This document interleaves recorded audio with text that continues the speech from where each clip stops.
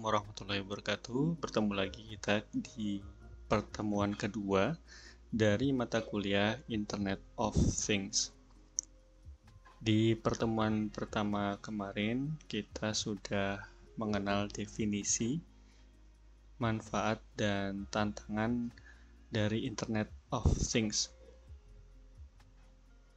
Oke, sedikit kita akan bahas lagi. Kita akan mengingat lagi yang telah dibahas kemarin, yaitu manfaat IoT itu ada 4 ya setidaknya. Yang pertama adalah efisiensi, kemudian otomatisasi, keamanan, dan konektivitas. Ya, silahkan dibaca lagi di materi pertama. Kemudian untuk tantangannya itu ada keamanan, ya, karena IoT ini menggunakan jaringan internet ya, jaringan radio atau internet.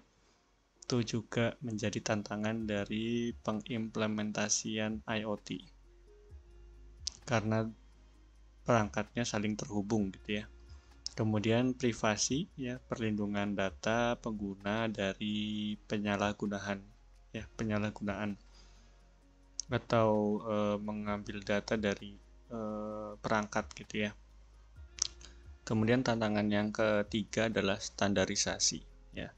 Jadi ya harus memiliki regulasi yang tepat ya, yang sesuai dengan standar, sesuai dengan kebutuhan dari industri atau organisasi. Kemudian yang keempat adalah kompatibilitas, ya, bahwa integrasi perangkat dari berbagai vendor itu nanti perlu diperhatikan secara kualitas itu sudah memadai atau belum. Itu untuk materi yang kemarin sudah kita bahas.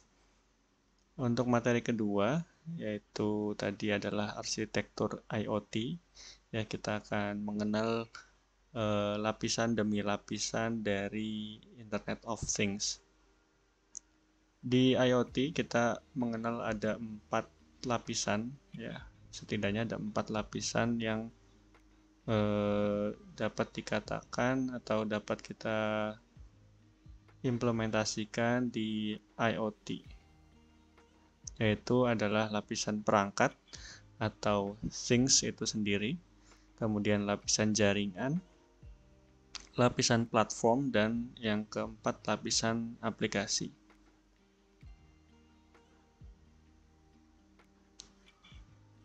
Ide dari IoT sendiri kan setiap perangkat itu nanti terkoneksi satu sama lain ya, bertukar data, kemudian memberikan instruksi, memberikan analisis, dan mengolah data-data ke dalam aplikasi ya. Jadi yang pertama biasanya yang paling kiri kalau di diagram itu yang pertama adalah perangkatnya dulu.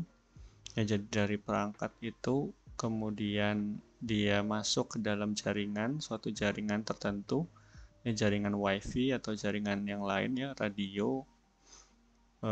Kemudian diantarkan ke sebuah software di cloud gitu ya, cloud computing ya, platform.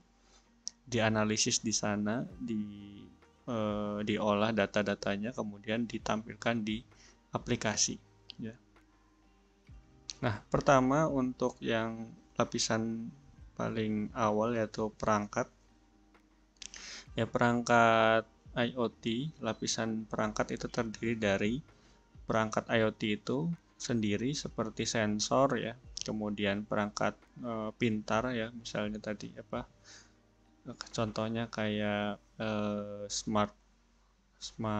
smartwatch, ya, smart TV dan smart AC gitu ya.